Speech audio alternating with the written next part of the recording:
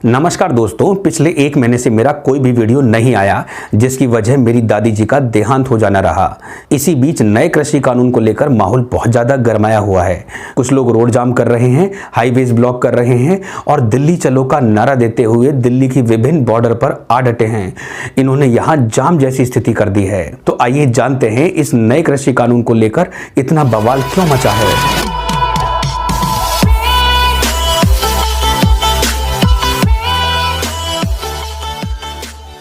किसान के पास अपनी फसल बेचने के लिए केवल 3 ही ऑप्शन उपलब्ध हैं। पहला लोकल मंडी, दूसरा एपीएमसी और तीसरा एमएसपी पर। किसान अपने जानकार साहूकार, बनिए या किसी दुकान पर जाकर अपनी फसल को बेच देता है।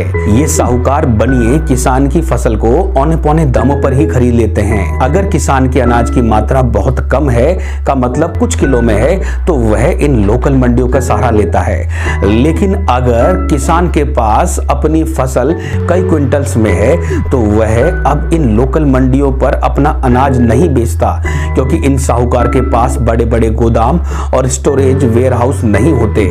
तो अब दूसरा ऑप्शन होता है एपीएमसी मंडियां, एग्रीकल्चरल प्रोड्यूस मार्केट कमेटी। ये राज्य सरकार के रूल और रेगुलेशन वाली वो मंडियां होती हैं जिसमें वेयरहाउस, गोदाम, क्वालिटी चेक, सॉइल टेस्टिंग इत्यादि बहुत सारी सुविधाएं किसानों के लिए होती है। यहाँ पर किसान ट्रांसपोर्ट से अपनी फसल लाता है और अपनी इस फसल को बिडिंग प्रक्रिया के माध्यम से बेचता है। इन मंडियों में लाइसेंसधारी कमीशन एजेंट होते हैं, जिनका कमीशन लगभग 6% तक का होता है। ये कमीशन एजेंट 3% किसान से और 3% ही बायर से अपना कमीशन लेते हैं। अब नियम ये है कि किसान को यहाँ अपनी फसल बेचने के लिए इन्हीं कमीशन एजेंट के माध्यम से अपनी फसल बेचनी पड़ती है।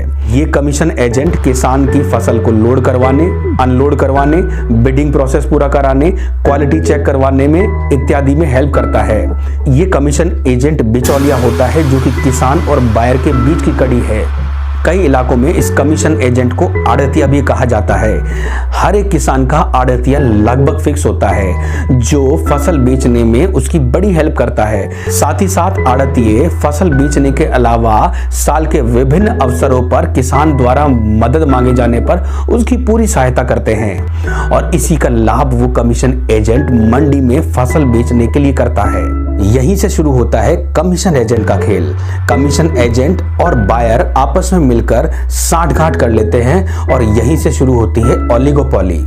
ओलिगोपोली का सरल शब्दों में अर्थ है कि कुछ मुट्ठी भर लोग आपस में मिलकर साठगांठ करके ऐसा सिस्टम बना देते हैं जिससे और लोगों को किसी और ऑप्शन द्वारा लाभ कमाने का मौका ही नहीं मिल पाता। तो किसान अपनी फसल का एमएसपी रेट पाने की चाह में एपीएमसी मंडियों तक आता है। नियमानुसार बिडिंग प्रोसेस में बोली लगना एमएसपी रेट से शुरू होना चाहिए और यह बोली बढ़ते बढ़ते सर्वाधिक तक पहुंचनी चाहिए थी। जो भी मैक्सिमम बोली करता है वो किसान की फसल को खरीदने का वास्तविक हकदार बनता है। फॉर एग्जाम्पल, अभी गेहूं का एमएसपी रेट लगभग 1975 रुपए पर क्विंटल चल रहा है। मतलब 1 किलो गेहूं खरीदने के लिए 19 रुपया 75 पैसा खर्च करना होगा। ये सरकारी एमएसपी रेट है। अगर इस रुपए को लगभग 20 रुपए एमएसपी मान लिया जाए, तो बिडिंग प्रोसेस में यहां से 20 रुपए से बोली लगना स्टार्ट होनी चाहिए, जो बढ़ते हुए 22, 24, 25, 27, 30 तक पहुंचनी चाहिए। और जो भी बोली सर्वाधिक की लगाएगा वो किसान की फसल को खरीद लेगा। बायर्स और कमीशन एजेंट की ऐसी आपसी सांठगांठ होती है कि बिडिंग प्रोसेस में बोली लगना ही 8-9 रुपए से स्टार्ट होती है, जो बढ़ते हुए 11, 12, 15 या कभी कभी 16 तक पहुंच जाती है। तो मिनिमम सपोर्ट प्राइस किसान के लिए अब मैक्सिमम सपोर्ट प्राइस में बदल जाता है। उसे मिलने वाला न्यूनतम समर्थन मूल्य तुरंत अधिकतम समर्थन मूल्य में बदल जाता है। ऐसा नहीं है कि सभी एपीएमसी मंडियों में किसानों का इस प्रकार शोषण होता है। कई मंडियों में फेयर डीलिंग भी होती है, जिससे किसानों को लाभ ज्यादा से ज्यादा हो सके। लेकिन ये ओलिगोपोली का सिस्टम मैक्सिमम एपीएमसी मंडियों में देखने को मिलता है। अब आपसे सीधा सीधा एक प्रश्न, क्या किसान के पास अगर अपनी फसल बेचने का कोई ऑप्शन और होता, तो क्या एपीएमसी मंडियों में कमीशन एजेंट और बायर्स के इस प्रकार के शोषण का वो शिकार होता? आप इस सवाल का जवाब ढूंढिए, ये सवाल मैं आपसे फिर करूंगा।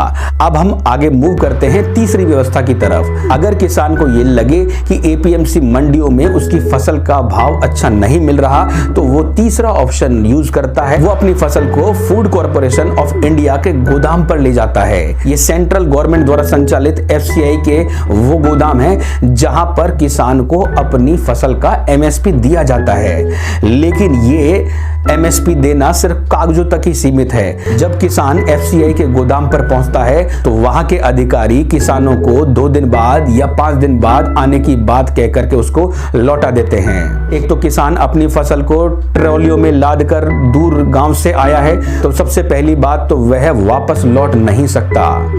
अब अगर मजबूरी में कोई व्यवस्था करके वो 2 दिन बाद पुनः एफसीआई के अधिकारियों से मिलने आता है, तो वापस कोई नया बहाना बना करके उसे फिर अगले दिन आने का कहकर लौटा दिया जाता है। ऐसी स्थिति में किसान के पास कोई ऑप्शन नहीं बचता। लेकिन इर्द गिर्द कुछ कमीशन एजेंट वहां पर भी दिखाई देते हैं जो किसान की इस परेशानी को भांप लेते हैं और उन्हें उस 20 रुपए एमएसपी से बहुत कम का ऑफर करके फसल को बेचने के लिए कहते हैं। और इस 20 रुपए समर्थन मूल्य के लिए वो किसान को लगभग 13 या 14 रुपए का ऑफर देते हैं। अब मजबूरी में किसान अपनी फसल को 14 रुपए पर किलो के हिसाब से उन एजेंट को बेच देता है। अब यह एजेंट एफसीआई के अधिकारी को यही फसल लगभग 16 रुपए के दाम पर बेच देता है। तो आपने देखा, किसान को भुगतान किया गया पैसा 14 रुपए पर केजी था।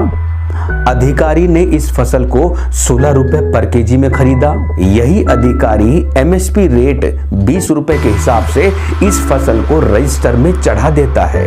तो इस प्रकार एजेंट और अधिकारी दोनों ही इस फसल के लिए मोटा लाभ कमाते हैं, जबकि इस लाभ कमाने का वास्तविक हकदार वो किसान था। ऐसा नहीं है कि सभी अधिकारी भ्रष्ट हैं या एपीएमसी मंडी में सभी कमीशन एजेंट की आपसी सांठगांठ होती है।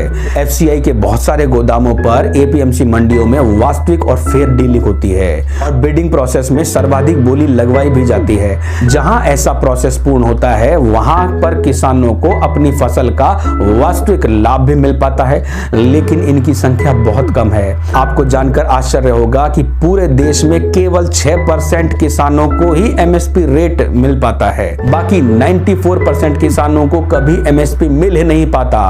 तो आपने देखा, किसानों के पास उपलब्ध ऑप्शन 3 हैं: लोकल मंडी, एपीएमसी मंडियां और एमएसपी रेट देने वाले एफसीआई के गोदाम। अब ये तो सारा प्रोसेस था, किसान किस प्रकार अपनी फसल कहां और कैसे बेचता है। अब हम बात करेंगे इस वीडियो की मूल अवधारणा पर। आज का यह वीडियो दिल्ली में हो रहे किसान आंदोलन पर बिल्कुल नहीं है। यह वीडियो नए कृषि कानून फार्मर्स बिल पर है। तो अब हम जानेंगे इस नए फार्मर्स बिल में ऐसा क्या है जिसकी वजह से कुछ किसान संगठन नाराज हो गए हैं।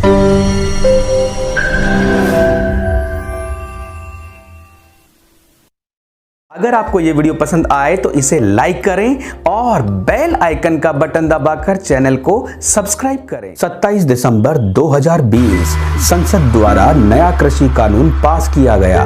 इस नए कृषि बिल में 3 बड़े बदलाव किए गए हैं। तो हम जानते हैं वो नए 3 बड़े बदलाव कौन से हैं। सबसे पहले act number 1, the farmers produce trade and commerce promotion and facilitation act 2020। Hindi में है कृषि उपज व्यापार और वाणिज्य संवर्धन और सरलीकरण अधिनियम 2020। इस एक्ट को जानने के लिए आपको इसके नाम का मतलब समझना होगा। ध्यान दीजिए, इस एक्ट में 3 बड़ी बातें हैं। पहला, फार्मर्स प्रोड्यूस, दूसरा ट्रेड एंड कॉमर्स, तीसरा प्रमोशन एंड फैसिलिटेशन। सबसे पहले फार्मर्स प्रोड्यूस के बारे में जानते हैं। फार्मर्स प्रोड्यूस का मतलब सिर्फ गेहूं, चावल, जौ, बाजरा तक ही सीमित नहीं है। यहाँ फार्मर्स का उत्पादन किन किन क्षेत्रों तक माना जाएगा, इसे समझने के लिए आपको यहाँ पर इसकी परिभाषा दी गई है। किसान के उत्पादन में नंबर 1 वे फसलें शामिल हैं जो खाद्यान्न फसलें हैं, जैसा गेहूं, चावल, जौ, ज्वार, बाजरा, मक्का इत्यादि। इसी प्रकार दूसरी कैटेगरी में है मोटा अनाज, दालें। तीसरी कैटेगरी में फल, सब्जी, फूल भी इसमें शामिल हैं। साथ ही साथ डेयरी, दूध उत्पादन करने वाले, पशुपालन करने वाले, पशु पक्षियों संबंधित जो भी उत्पादन होगा वो फार्मर्स का ही प्रोडक्शन माना जाएगा। इसका मतलब ये हुआ कि ये सभी उत्पाद फार्मर्स प्रोड्यूस के अंतर्गत आएंगे। इसका दूसरा भाग है ट्रेड एंड कॉमर्स। सामान को यहाँ से खरीदना, दूसरी जगह बेचना और उस सामान का वहां से तीसरी जगह बिकना और इस तीसरी से चौथी जगह बिकना। इस प्रकार किसी सामान का एक जगह से दूसरी जगह बिकना ही ट्रेडिंग कहलाता है, ट्रेड के अंतर्गत आता है। ये सभी एक्टिविटीज कॉमर्स की श्रेणी में आती हैं, इसे वाणिज्य के अंतर्गत माना गया है। तो आपने जाना फार्मर्स प्रोड्यूस क्या क्या हैं और वो कहां-कहां किस प्रकार बेचे जाने हैं। तीसरा, प्रमोशन एंड फैसिलिटेशन। इस पार्ट को समझने के लिए मैं आपसे पुराना प्रश्न वही दोबारा करता हूं। अगर किसान को लोकल मंडी, एपीएमसी, एफसीआई के गोदाम के अलावा अपनी फसल बेचने के लिए और ऑप्शन दिए जाते तो वो इस प्रकार के शोषण का शिकार होता? यकीनन आपका जवाब होता नहीं। अगर किसान को इन तीन के अलावा कोई और भी ऑप्शन दिया जाता तो यकीनन उसका शोषण इस प्रकार नहीं होता और उसकी बदहाली आज के किसान जैसी नहीं होती। तो ये एक्ट किसानों को अपनी फसल बेचने की पूर्ण आजादी देता है। इस एक्ट के माध्यम से किसान अपनी फसल किसी भी जिले में कहीं भी बेच सकता है। पहले ऐसा नियम नहीं था। आप जिस जिले के किसान हैं, आप उसी जिले की एपीएमसी मंडी में अपनी फसल बेचेंगे, ऐसा पहले तक हुआ करता था। लेकिन इस कानून के आ जाने से अब एक जिले का किसान अपनी फसल चाहे तो उस जिले में बेचे। अगर किसान को उसी राज्य के दूसरे जिले में ज्यादा फायदा हो रहा है तो वह अपनी फसल अब अन्य जिलों में भी बेच सकता है। साथ ही साथ ये भी जरूरी नहीं है जिस राज्य का वो किसान है उसी राज्य की मंडी में वो फसल बेचेगा। अब उसे अपने राज्य के बाहर भी फसल बेचने की संपूर्ण आजादी होगी। इसका सबसे बड़ा परिवर्तन ये होगा कि किसी भी जिले का कोई भी किसान संपूर्ण देश में कहीं भी अपनी फसल को बेच सकता है। साथ ही साथ अपनी फसल बेचने की उसे और भी आजादी मिली कि अब वो अपनी फसल को ऑनलाइन मार्केट में भी बेच सकता है। फॉर एग्जाम्पल, आप में से बहुत सारे लोग सामान खरीदने के लिए अमेजन, फ्लिपकार्ट जैसे ऑनलाइन मार्केट का यूज करते होंगे। भविष्य के किसान अपनी फसलें बेचने के लिए इसी प्रकार के प्लेटफॉर्म का यूज करते आपको नजर आएंगे। ये नए भारत का नया किसान होगा। मान लिया जाए कि हमारे देश का किसान इतना पढ़ा लिखा नहीं है, वह टेक्नोलॉजी और ऑनलाइन जुड़े मार्केट की समझ नहीं रखता, लेकिन उस किसान की आगामी पीढ़ियां नई टेक्नोलॉजी से लैस होंगी जो इस किसान को नए प्लेटफॉर्म का लाभ उठाने के लिए प्रेरित करेंगी। आपने देखा होगा कि कोई कंपनी अगर एक पेन बनाती है तो उसे पूरी छूट मिली हुई है कि अपना वो ये पेन कहां और कैसे बेचे, चाहे वो नेशनल मार्केट में कहीं भी बेचे या ऑनलाइन मार्केट में इसकी ट्रेडिंग करे। ये पूर्ण स्वतंत्रता एक छोटे से पेन बनाने वाली कंपनी को मिली हुई है। तो मेरे देश के किसान को, मेरे अन्नदाता को अपनी फसल बेचने के लिए ऐसी आजादी आज तक क्यों नहीं दी गई? मेरी नजर में उसे अपनी फसल बेचने की आजादी का पूर्ण अधिकार है। अब कुछ लोग इस एक्ट को विवाद का प्रश्न बना रहे हैं और ये कहा जा रहा है कि किसान को अपनी फसल बेचने की जब पूर्ण आजादी होगी, ऑनलाइन ट्रेडिंग होगी, तो राज्य सरकार द्वारा गठित एपीएमसी मंडियां और एफसीआई के गोदाम खतरे में आ जाएंगे। यकीनन एपीएमसी मंडियों और एफसीआई के गोदाम से जुड़े हुए लोगों के मन की ये शंकाएं बड़ी ही लाजमी हैं। स्वस्थ प्रतियोगिता के लिए ऐसी आजादी मिलना उस किसान के लिए बेहद जरूरी है। भविष्य में हो तो ये भी सकता है कि यही एपीएमसी मंडियां किसानों की फसल बेचने के लिए फेयर बिडिंग करवाएं, उसे मोटा लाभ दिलवाएं, उसके फसल की वास्तविक मैक्सिमम बोलियां लगवाएं। तो ऐसा होने पर उस किसान को मिलने वाला लाभ सर्वाधिक होगा और इस स्थिति में किसान अपनी फसल इन्हीं एपीएमसी मंडियों पर बेचने जाएगा। तो सभी किसान और उनसे जुड़े संगठन यह बात स्पष्ट रूप से समझ लें कि उनको अपनी फसल बेचने की संपूर्ण आजादी इसी एक्ट के माध्यम से दी जा रही है। अगर फिर भी कोई विवाद बनता है तो संशोधन के माध्यम से इस एक्ट को हिंदुस्तान के हित का मान करके स्वीकार कर लेना चाहिए। अब जानेंगे एक्ट नंबर 2, दूसरा अधिनियम, the farmers empowerment and protection agreement on price assurance and farmers service act 2020, Hindi में कृषक सशक्तिकरण एवं संरक्षण, कीमत आश्वासन और कृषि सेवा पर करार अधिनियम 2020। इस एक्ट में मुख्य रूप से कॉन्ट्रैक्ट फार्मिंग का कॉन्सेप्ट लाया गया है। मतलब किसान अपनी फसल बोने से पहले ही यह तय कर लेगा कि भविष्य में होने वाली उसकी फसल की उसे क्या कीमत मिलेगी और उसको वह कीमत किस प्रकार से भुगतान की जाएगी।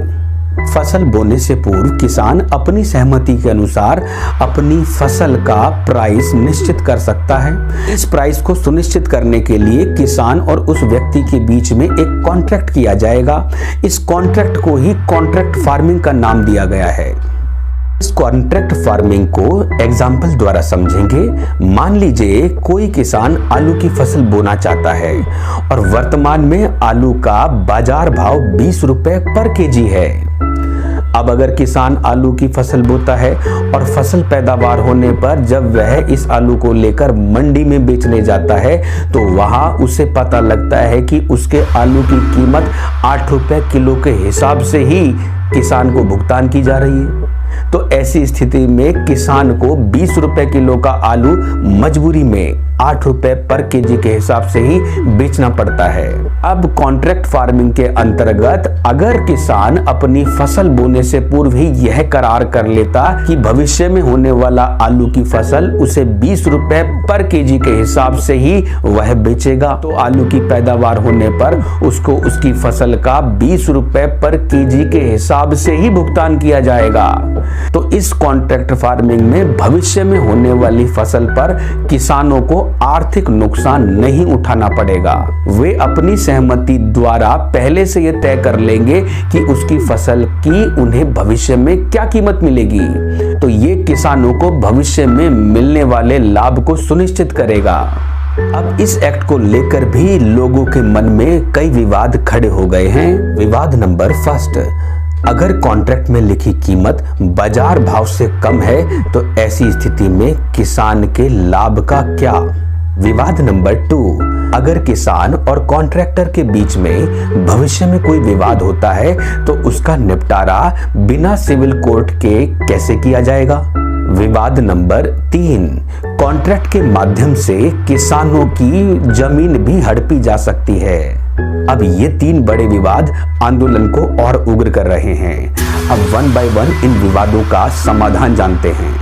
विवाद नंबर 1 का समाधान, कॉन्ट्रैक्ट में प्राइस फिक्सिंग के 2 टाइप बताए गए हैं। टाइप 1, इसमें किसान अगर चाहे तो अपनी फसल का प्राइस फिक्स कर देगा और फसल होने पर किसान को कॉन्ट्रैक्ट के अनुसार उसकी फसल का भुगतान कर दिया जाएगा। टाइप 2, ये प्राइस फिक्सिंग का टाइप 2 MAP से बताया गया है, minimum assured price plus bonus price. अगर किसान चाहे तो प्राइस फिक्सिंग के लिए दूसरे टाइप की मैकेनिज्म को वह यूज कर सकता है। टाइप 2 में MAP मिनिमम एश्योर्ड प्राइस उस फसल का वो जरूर दिया जाएगा जो न्यूनतम निर्धारित किया गया है। साथ ही अगर भविष्य में भाव ज्यादा हो तो उसे बोनस के रूप में अतिरिक्त भुगतान और किया जाएगा। इस एक्ट में साफ साफ लिखा है या तो किसान फर्स्ट टाइप से प्राइस फिक्स कर ले या सेकंड टाइप में जाकर के प्राइस प्लस फ्लेक्सिबल प्राइस का ऑप्शन चूज कर ले। विवाद नंबर 2, इस विवाद की स्थिति में उसे बिना सिविल कोर्ट में जाए SDM और कलेक्टर के सम्मुख पेश होना होगा, जहां उसके विवाद का निपटारा मैक्सिमम 2 से 3 महीने में कर दिया जाएगा। अब ये विवाद नंबर 2 बड़ा जटिल है। अगर किसान SDM और कलेक्टर के निर्णयों से संतुष्ट नहीं है तो क्या उसे सिविल कोर्ट का सहारा नहीं दिया जाना चाहिए। किसानों के लिए सिविल कोर्ट की हेल्प लेने का ऑप्शन यहां दिया जाना चाहिए था। ये एक संशोधन का बड़ा पार्ट इस एक्ट में हो सकता है। विवाद नंबर 3, लोगों के मन में शंका समा गई है कि जब कॉन्ट्रैक्ट का निर्माण होगा तो कॉन्ट्रैक्टर अपनी शर्तों के अनुसार भविष्य में किसानों की जमीन भी हड़प सकता है। इस एक्ट में साफ साफ यह उल्लेख किया गया है कि जमीन का मालिकाना हक अगर किसान से छीना गया या उस किसान की जमीन पर कोई परमानेंट कंस्ट्रक्शन किया गया तो ये कॉन्ट्रैक्ट ऑटोमेटिक निरस्त हो जाएगा, उसकी कोई वैलिडिटी नहीं रहेगी। अब यहां इस एक्ट में एक संशोधन की और गुंजाइश थी। चूंकि हिंदुस्तान का किसान बहुत ज्यादा पढ़ा लिखा नहीं है और कॉन्ट्रैक्टर के पास नामी गिरामी वकीलों की फौज होगी, वो चाहे तो किसान को कॉन्ट्रैक्ट में विभिन्न प्रकार के दांव पेच भाषा लिख करके किसान को कानूनी लड़ाई में धकेल सकता है। तो ऐसी स्थिति में किसान को बचाने के लिए गवर्नमेंट ऑफ इंडिया का एक मॉडल कॉन्ट्रैक्ट होना चाहिए। इस मॉडल कॉन्ट्रैक्ट की ही लिखावट मान्य होनी चाहिए। इसमें 4 से 5 फिल इन द ब्लैंक्स हों, खाली जगह हों। उस खाली जगह में फसल का नाम, फसल की कीमत, कितने ड्यूरेशन बाद भुगतान किया जाएगा और पेमेंट किस माध्यम से आएगा, क्वालिटी चेक कैसे और कब कब होगी। इन खाली जगहों को भरने के लिए ही किसान को ऑप्शन दिया जाए। अगर गवर्नमेंट ऑफ इंडिया ये तय कर दे कि जो भी किसानों से कॉन्ट्रैक्ट किया जाएगा वो सिर्फ एक ही प्रकार का कॉन्ट्रैक्ट होगा, इस कॉन्ट्रैक्ट को मानने के लिए गवर्नमेंट ऑफ इंडिया सभी को बाध्य कर दे। साथ ही साथ इस कॉन्ट्रैक्ट में गवर्नमेंट एक लाइन अवश्य जुड़वा दे, यदि इस कॉन्ट्रैक्ट की लिखित भाषा में कोई काट छांट की जाए तो यह कॉन्ट्रैक्ट भविष्य में निरस्त मान लिया जाए। तो ऐसी स्थिति में यदि कॉन्ट्रैक्ट प्रिंटेड होगा और वो फिक्स होगा, सिर्फ किसान को भरने के लिए उसके खाली स्थान होंगे, तो ना तो किसान किसी कानूनी दांव पेच में पड़ेगा और ना ही किसानों की कोई किसी प्रकार से जमीन हड़प पाएगा। अब हम चलेंगे एक्ट नंबर 3, जो कि इस कानून का तीसरा और अंतिम एक्ट है, the essential commodity amendment act 2020, Hindi में आवश्यक वस्तुएं संशोधन अधिनियम 2020। आजादी के बाद 1955 में नेहरू सरकार द्वारा इस अधिनियम को बनाया गया था, जिसके अनुसार किसी भी आवश्यक वस्तुओं का बड़ी मात्रा में भंडारण नहीं किया जा सकता। इन आवश्यक वस्तुओं की श्रेणी में 33 वस्तुएं शामिल थी। आपने जाना कॉन्ट्रैक्ट फार्मिंग के अंतर्गत जब कॉन्ट्रैक्टर किसानों से बड़ी मात्रा में फसल खरीदेगा, मान लीजिए वो बहुत बड़ी मात्रा में आलू खरीद रहा है, इस आलू को सुरक्षित रखने के लिए उसके पास बड़े बड़े गोदाम होने चाहिए, कोल्ड स्टोरेज होना चाहिए। अगर भंडारण ना करने की बाध्यता पूर्व की जैसी रहती तो कॉन्ट्रैक्ट फार्मिंग के अनुसार जब किसान अपनी फसल बेचता तो वह कॉन्ट्रैक्टर उस फसल का भंडारण ही नहीं कर सकता था। इसीलिए 1955 के इस नियम में संशोधन किया गया। अब इस अधिनियम के अनुसार किसी भी आवश्यक वस्तुओं का भंडारण किया जा सकता है।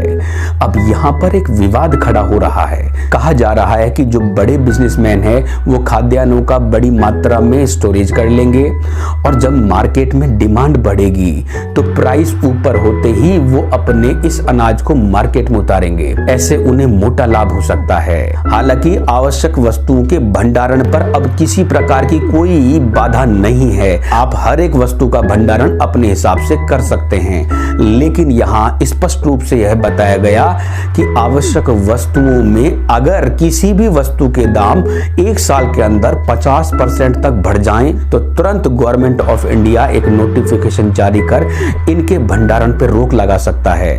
ऐसा इसमें स्पष्ट उल्लेख किया गया है।